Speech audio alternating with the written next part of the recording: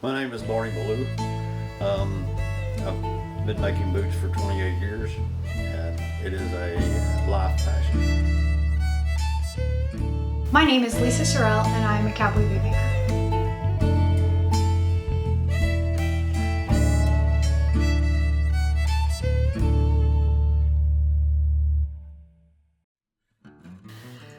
When I was 12 years old, my mother began teaching me to sew. I was raised in a very conservative little church similar to Mennonite, so we made our own modest dresses. And I began sewing those dresses at 12, and by the time I was 14, my mother was coming to me for sewing tips. And at 15, I began sewing clothing professionally. You could bring me a picture of a prom dress and I could recreate that prom dress. At 20, my husband and I married and moved from Missouri to Oklahoma, and I left my business behind. And after 6 months in a 3-room apartment, I got bored and I answered an ad in the paper for stitching boot tops. I had no idea what that meant, and I'd never worn cowboy boots.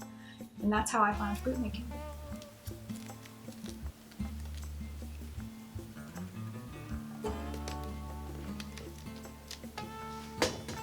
As a child growing up, I lived on the farm and wore boots all my life. I've worked with leather most of my life, repairing saddles and tack that we used on the farm. And it was actually just kind of a whim to start making boots. Me and a friend of mine had a small shop that we made wallets and belts and purses and leather goods, and we decided that we wanted to try to make a pair of boots, and we sent off and got a boot making encyclopedia and just kind of made a pair of boots for ourselves. And from there it went to family members and friends, and it just kind of progressed and grew into a passion that I'm just totally infatuated with.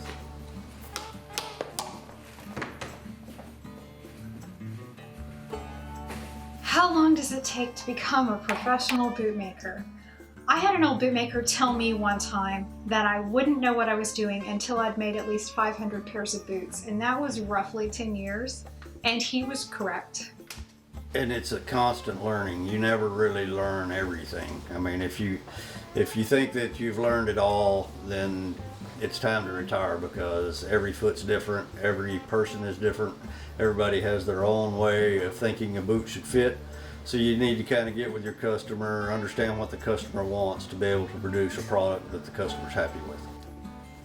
You have to start with the customer's feet. You get good measurements, you kind of study the feet and understand how the person walks. And from there you would build a last to replicate their size and shape of foot. If they have bunions or hammer toes or heel spurs, it's all in the last so that the boot fits comfortably.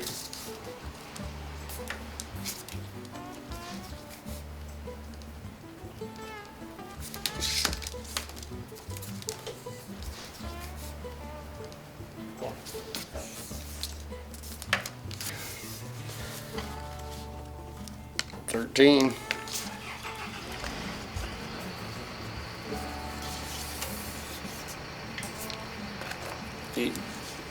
18. When I think of how cowboy boots are made, for me there's 3 levels. There's the small shop like mine, where in my case one, or sometimes 2 or 3 people are working on a pair of cowboy boots. And there's the small factories, and then there's the huge factories. I don't really have anything positive to say about the huge factories. They're just sort of spitting out something vaguely cowboy boot shaped. The mid-size factories, it kind of depends on the product you're looking for. There's a lot of positive things to be said about those boots.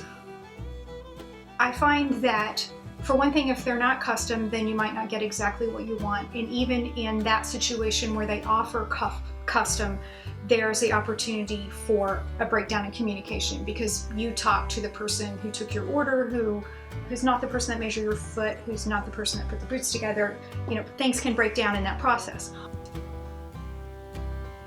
price range for handmade boots here starts at $950 and it can go as high as $10,000 depending on how much of the higher end skins you want. The bottom end, or our base boot, is a rough out pig. It is probably one of the most durable boots made, but the pig is one of the least expensive skin. Someone comes into my shop and orders a pair of boots. My waiting time is around a year to a year and a half. It takes me a month, as a rule, to build a pair of boots. So there's a month to build a pair, but my waiting time to get to that point is a year to a year and a half. My prices start at $5,000 and it just goes up from there, whatever you want. My average price is usually around $9,000. Most of my boots, the tops are always kangaroo. Kangaroo is lovely for creating inlay overlay because it's thin, but it's also strong. When you're creating inlay overlay, if you use something heavy, it ends up getting bulky and heavy. So the tops are made out of kangaroo, and then the foot is typically alligator or ostrich. I work mostly with exotics. The number of boot makers are decreasing, in my opinion, because it's hard for someone to come in and make a living learning to make a boot because the process is so extensive and time consuming. There's a lot of physical work involved, not hard physical work, but again, work involved. And again, you have to do it in the correct order, A, B, C, D, or the boots won't work. People are not as willing to pay for a custom made boot when you can go buy something that looks very similar off the shelf for $200. So that's part of the reason is it's one of those dying arts. There's not enough money in it for most people. If you look at all the people who are coming in and taking 2-week classes, and if you look at those numbers, you think, wow, this craft is really healthy. Lots of people are learning it. But if you go back to what I said before, that it takes 10 years to become proficient, most of those students either are not staying for that 10 years or they're not beginning this craft until they've retired from something else.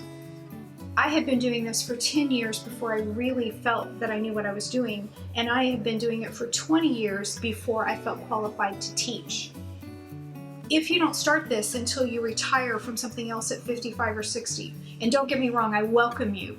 Please feel free to become a bootmaker at 55 or 60.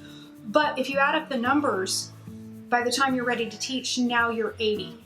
And in that period from 60 to 80, your skills and your strength are not going up, they're starting to go down. And that's the reason I worry about the number of bootmakers, because if you look at the numbers for people who are getting in when they're young and learning it thoroughly and having the time to teach and pass that craft along, then the numbers don't look so good. Whenever you finish a pair of boots and see how beautiful they are, and a man or a woman puts them on their feet and they just go, ooh, well that's, quite a bit of satisfaction.